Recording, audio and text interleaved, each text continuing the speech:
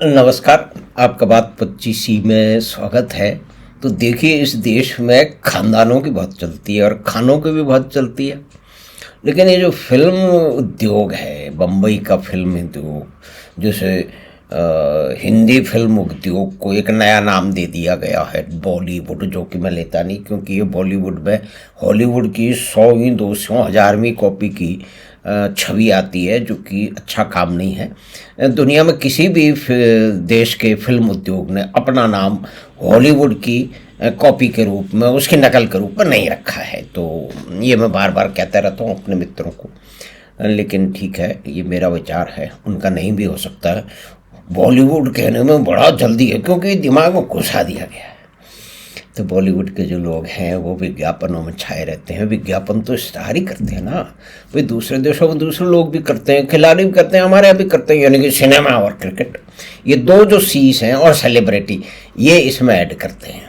तो हम एक विशेष ऐड की बात कर लेते हैं। आजकल जो टेलीविज़न बार बार दिखाया जा रहा है, आप कोई भी वीडियो भी देखेंगे फेसबुक पे इस पे और यूट्यूब पे, तो उसमें भी आ जाएगा।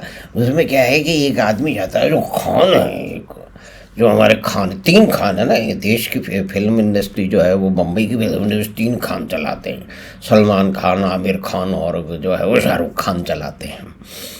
तो उसके अपने कारण हैं, ठीक है, चलाते हैं, लोगों को पसंद आया है, तो उनको अरबपति करोड़पति बना दिया है देश के लोगों ने। ठीक है, हमें कोई दिक्कत नहीं।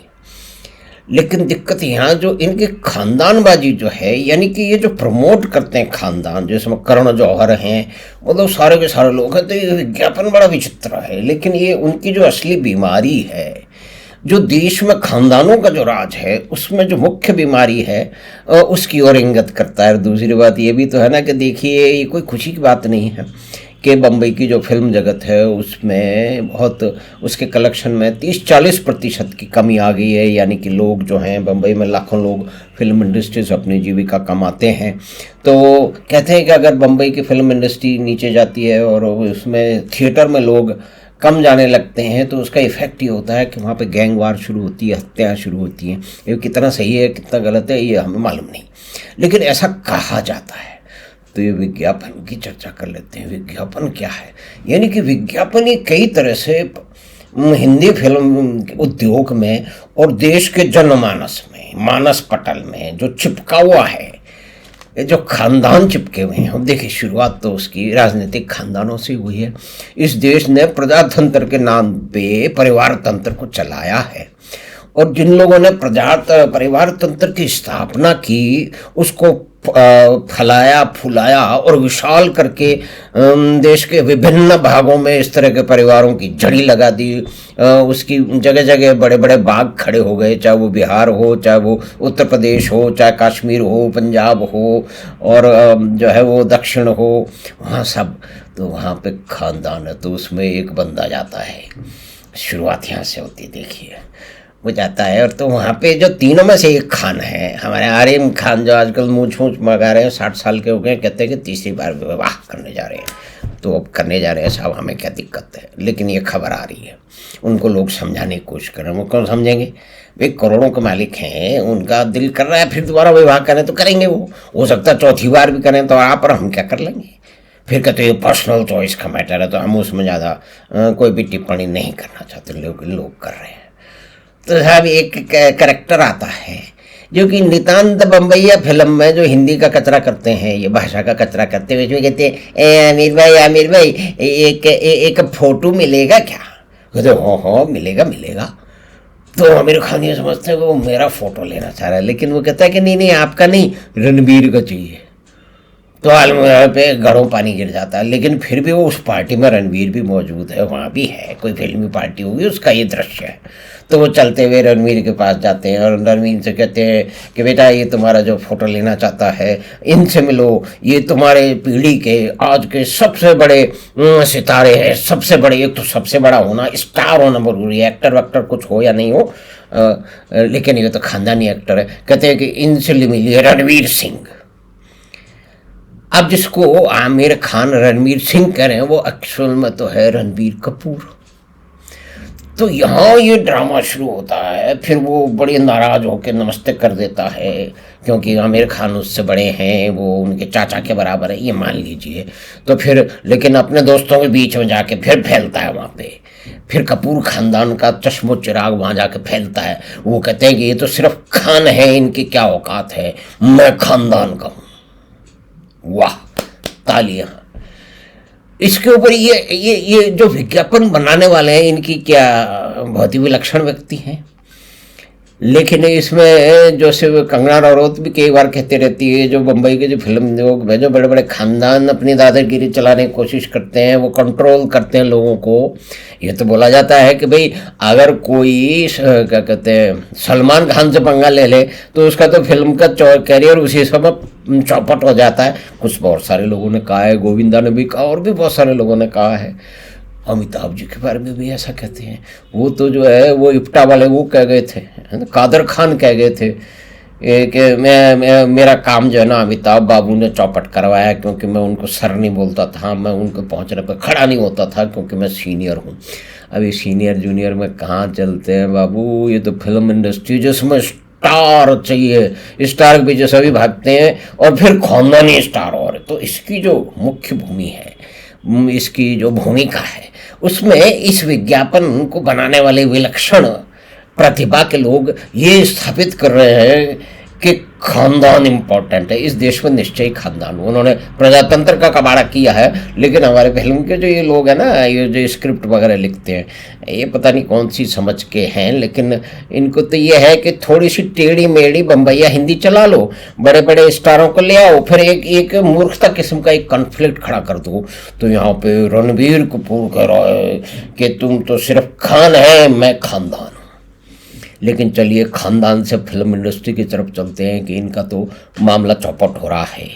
और फिल्मों में और OTT पे और सभी जगह जो भद्दे किस्म के चरित्र हैं, जो गालीबाज चरित्र हैं, इसको नॉयर कहते हैं, यानी कि काले चरित्र हैं, जो कि कॉम्प्लेक्स हैं, जो बम्बई में आकर के संघर्ष कर रहे हैं। अभी बम्बई में बहुत सारे लोग आते हैं, बड़े शहर में हमेशा, लेकिन बम्बई में कोई भी आदमी जा रहा है तो उसके संघर्ष को बहुत ही ज़्यादा रोमांटिसाइज किया जा रहा है। भाई लंदन और वहाँ पे कम होगा क्या? ठीक है, वहाँ सिस्टमेटिक व्यवस्था है।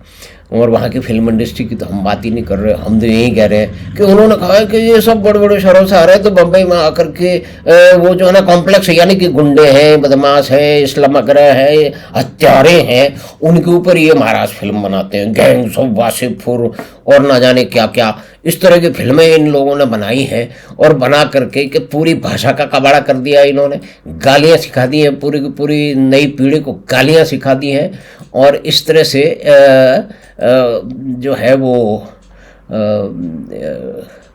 भाषा का तो कबाड़ा किया है, चरित्रों का कबाड़ा किया है ना। और ये कहते हैं कि मैं वहाँ से अब बम्बई से जा रहे हैं, ये अनुराग कश्यप जो बहुत ही प्रतिभाशाली वैसे हैं, लेकिन वामपंथी भी हैं, मोदी को गाली देने में। और जो समाजवादी सरकार थी, इनको 50,000 रुपये का वजीफा देती थी, वो योगी जी ने बंद कर दिया, तो परेशान हो। लेकिन आजकल ये चुप हैं। पहले रोज़ सुबह उठते ही वो मोदी को गाली देने का जो वामपंथियों को एक विशेष व्यसन है, उसमें व्यस्त रहते थे। लेकिन आजकल कहते हैं कि बम्बई भी शैला हो गया है, टॉक्सिक एनवायरनमेंट हो गया है बम्बई में। तो टॉक्सिक एनवायरनमेंट से पिंड छुड़ाने के लिए अब साउथ चले गए हैं। लेकिन दूसरी कहानी, कुछ लोग जानकार हैं, वो बताते हैं कि उनको वहाँ पे कोई फिल्म मिल गई है और उसमें आने जाने में ज़्यादा खर्चा हो रहा है, तो उसको बचा रहे हैं, यानी कि ये इकोनोमाइज करने के लिए जा रहे हैं। लेकिन गप पिका पेल रहे हैं, गप्पी ये पेल रहे हैं क्योंकि बम्बई टॉक्सिक हो चुकी है। मैं शुद्धता का प्रतीक हूँ, जिसने फिल्मों में गाली गलौज को एक स्थापित कर दिया है, और जिसने गुंडे, बदमाश, मवाली, स्मगलर, हत्यारे, गाली गलौज करने वाले गलीज किस्म के चरित्रों को महान बना करके या उन्हीं के आसपास में कहानियाँ बढ़ाई हैं, जैसे गैंग्सपुर, वासेपुर वगैरह है। तो वो आदमी कह रहा है कि मैं अरे भैया टॉक्सिक फिल्म तुमने बनाई है, टॉक्सिक भाषा तुमने इस्तेमाल की है, टॉक्सिक एनवायरनमेंट तुमने क्रिएट किया है, अब आप ज्ञान पेल रहे हो है। तो बड़ा वाचाल आदमी है। देखिए हर मार्क्सवादी बहुत ही वाचाल होता है, उसमें ये प्रतिभा होती है गप्प मारने की। तो उन्होंने मार के कह दिया कि मैं टॉक्सिक एनवायरनमेंट, सबसे बड़ा तो टॉक्सिक एनवायरनमेंट, टॉक्सिक जो आइडियोलॉजी है वो वामपंथ की है। तो देखिए ज़्यादा हो जाएगा, वो हम पंथ पे मित्र लोग परेशान हो जाएंगे। लेकिन अनुराग कश्यप का जो एक इस तरह का नाटक है, ये जो नौटंकी कर रहा है, और इसने जिस तरह के फिल्मी ये कहता है कि मैं बाहर से आया, मैं आगरा से आया, ना पता नहीं कहाँ से आया, और फिर मैंने यहाँ पे जगह बनाई, मैं जो है वो क्या कहते हैं कहीं और रहता था, और फिर बाद में मैं बाथरूम जाने के लिए भी एक होटल में घुस जाता था। चलो ठीक है, वो कोई बात नहीं है। तो खान और फिल्मी खानदान, यानी कि यहाँ भी इस विज्ञापन में भी खानदानों की जो है ना माला चढ़ाई जा रही है, उनको महान बताया जा रहा है, पूरा नैरेटिव यही है। अब ये देखिए कि ये तो देश का एक प्रजातंत्र देश की त्रासदी है कि यहाँ अगर आपके राजनीतिक क्षेत्र में ही अगर खानदानों का वर्चस्व रहेगा तो उसी तरह का वर्चस्व तो फिर जब सेंटर में रहेगा तो फिर राज्यों में भी रहेगा और फिर हर क्षेत्र में जाएगा। तो फिल्मी उद्योग भी जिसको कहते हैं कि खानदानों का एक मेल्टिंग पॉट है, जिसमें खानदान बड़े ज़ोर से मूंछ मरोड़ते हैं और बाकी लोगों को नीचा दिखाते हैं। तो हमने छोटी सी बातचीत की, ये खानदानी जो बीमारी है भारत में विशेष रूप से जो बम्बई में पूरी तरह से स्थापित हो गई है, और बिना खानदान के जो आया हुआ एक आदमी है जिसने गाली गलौज करके पूरा विषैले फिल्मों का, विषैले सब्जेक्ट का और गाली गलौज का इन्वायरमेंट किया, ये मार्क्सवादी जो है वामपंथी अनुराग कश्यप, ये साउथ की तरफ भाग गया है और ड्रामा कर रहा है कि मैं विषैले वातावरण से दूर जा रहा हूँ। तो विषैला वातावरण तो तूने बनाया भैया फिल्म में। अब कई फिल्में उसने अच्छी बचाई है, उसमें कोई ऐसी बात नहीं है, लेकिन देखिए ये पागल आदमी है, क्योंकि एक ही ऐसी आइडियोलॉजी के पीछे पागल हुए पड़े हैं जिसकी सफाई होने में इस देश में अभी काफ़ी समय होगा, और तब तक इस तरह के जो जीवाणु हैं ये देश के विभिन्न स्तरों पे और विभिन्न क्षेत्रों में बीमारियां फैलाते रहेंगे, और फिर उसके ऊपर झंडाबरदारी ये कहेंगे कि टॉक्सिक एनवायरनमेंट है। तो हमने बातचीत की फिल्मी खानदान की, यानी खान और फिल्मी खानदान, फिर अनुराग कश्यप, फिर गाली गलौज, और फिर बम्बई की जो फिल्म इंडस्ट्री, इसका कलेक्शन 30 से 40% बढ़ रहा है। इसके कारण कहते हैं कि बम्बई में गैंगवार शुरू हो सकती है, क्योंकि बम्बई की फिल्म इंडस्ट्री, बम्बई की पुलिस, बम्बई के बिल्डर, औजी मस्तान और क्या कहते हैं डी गैंग, और वहाँ के बड़े बड़े राजनीतिज्ञ हैं। आजकल एक राजनीतिक बहुत बड़े हैं जो चाणक्य माने जाते हैं भारतीय राजनीति के, उन्होंने भी ऐसा कहते हैं कि उन्होंने इस तरह के जो आजी मस्तानों को तो नहीं, लेकिन दाऊद को अवश्य पाला है। एक बार दाऊद भारत में आना चाह रहा था, पाकिस्तान से परेशान हो गया था, लेकिन कहते हैं कि इन्होंने ही नहीं आने दिया, क्योंकि अगर वो आएगा तो कुछ तो बताएगा, अब कुछ बताएगा तो बहुत सारे लोगों को पोल खुलेगी। तो वो चाहते हैं कि ये दाऊद जो है वो पाकिस्तान में ही कहीं मर जाए और वहीं पड़ा रहे, हम आकर यहाँ पोल ना खोले। तो ये फिल्म इंडस्ट्री का कनेक्शन है। हाजी मस्तान भी जो है ना वो करता था, क्योंकि हमारे देश के जो समाजवाद का प्रचंड झंडे लहरा रहे थे, तब हमारे बैंक तो फिल्मों को तो फाइनेंस करते नहीं थे। फिर उद्योग हो गया, उद्योग को करेंगे तो उद्योग अपने हिसाब से काम करता था। तो वो बिल्डर आ गए, वहाँ पे ये आ गए, सब जो स्मगलिंग करने वाले लोग हैं ये आ गए, हाजी मस्तान आ गए। हाजी मस्तान के पैरों में ये सबसे बड़ा खानदान, यानी कि जो फिल्मी खानदान है बम्बई का सबसे बड़ा खानदान,